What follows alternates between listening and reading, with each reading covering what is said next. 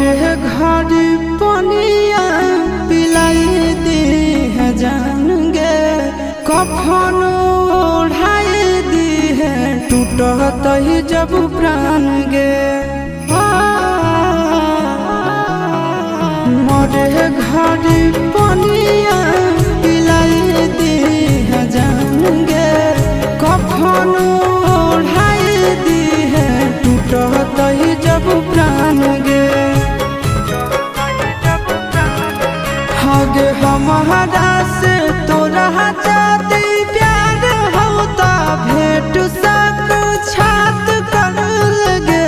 हगे सोनाया रावा हो भरती पाटनवा में आके मुलाकात कर लगे। हगे सोनाया रावा हो भरती